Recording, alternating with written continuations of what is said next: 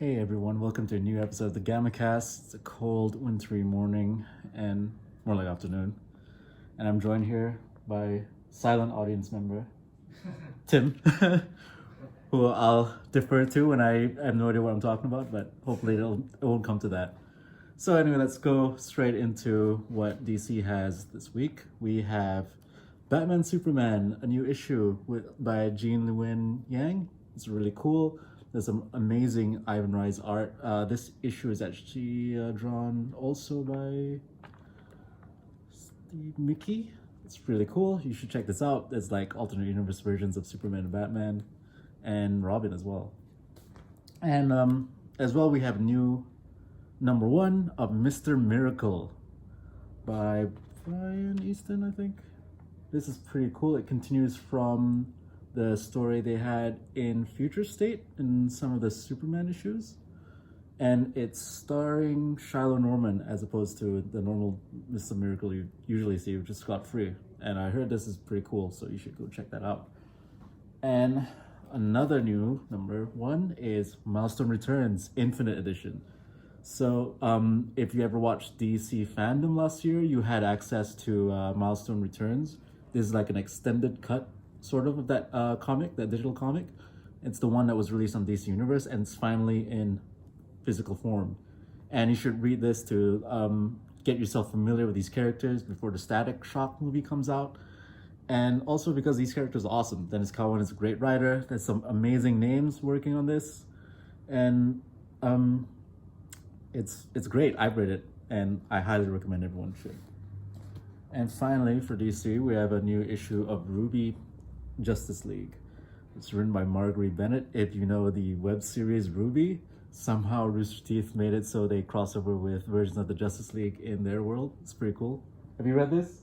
No, I haven't. No. Is that surprising? You seem like such a huge fan of Ruby. But yeah, this is pretty cool. I think you guys should check it out if you're a fan of either property. So let's check out the Marvel issues for this week. We have a variant of Maestro War and Pax. This is pretty cool. I don't know much about it. Peter David writes it. It's a cool JDC cover. And we have Reptile. It's cool that Marvel is experimenting, branching out to new characters. Is Reptile new? No, he's been around for like a couple of years, 10 years, I'd say. See, that shows how much I know. It's cool number 1 though. Is this an origin? Do you know? No, it's like a recent him finding his parents. Him finding his parents. If you're a fan of Reptile, or if you want to read a teenage person of color as a superhero. It's got then, dinosaurs. Yeah, it's got dinosaurs. He can turn into a like some sort of dinosaur, I'm guessing? Yeah. Cool, check it out. Then we have the Young Squadron number 1. This is a variant cover. This is a pretty cool premise. It's like, what if the Teen Titans existed in the Marvel universe, but instead it stars like Kamala Khan, Sam Alexander, and Miles Morales, and they're like, instead of being legacy heroes of the main Marvel superheroes, they're like sort of basing themselves off the Squadron Supreme. And of course, instead of Deathstroke, you have Deadpool as like a Deathstroke-like character versus the Teen Titans. Have you read this? It's cool? Yeah, that was cool. Yeah, it's awesome premise. I want to read this. And finally, we have The Marvels by Kurt Busciak. This is pretty cool. Kurt Busiek is an amazing writer. You should know him from Astro City, stuff like Superman Secret Identity. Have you read this? No, I haven't read that. Seems cool. This is issue number 2. This is a cool variant.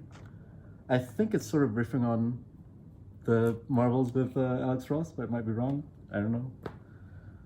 So let's step into what Image and other indie creators are doing. Now we have Last Ronin, issue 3. It's awesome. People love turtles because they remind them of their childhood when they were less depressed, but then this book is really depressing, right? And we have a new variant by Spawn. This is issue 318. You should pick this up. Todd McFarlane's doing some really cool stuff, branching out, doing that Spawn universe stuff. And, you know, it's Spawn. It's always great to read this sort of character. And why not just get into it right now before the movie comes out, but I don't know. The movie has been in production for like a million years, so who knows. Now let's go look at some trades for this week. We have Rick and Morty Presents Volume 3. You saw some cool creators behind this, some of the people behind the show, and some amazing art. Really creative.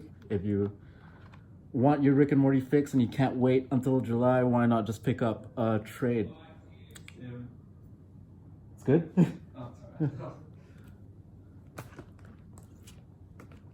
And we have Marvelverse Shang-Chi. I've talked about these types of trades weeks ago. It's sort of like a compilation of some great stories starring some prominent Marvel characters, mostly the ones that are going to get their movie soon. And why not just get familiarized with Shang-Chi before the movie comes out? And finally, for our trades this week, we have The Amazing Spider-Man Shattered Web by Nick Spencer. A lot of people are really enjoying this run, a lot of people aren't.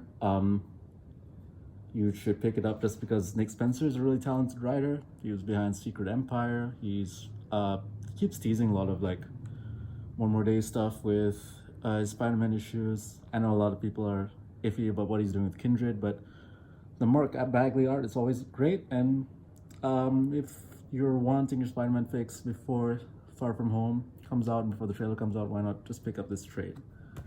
Finally, let's take a look at some key issues.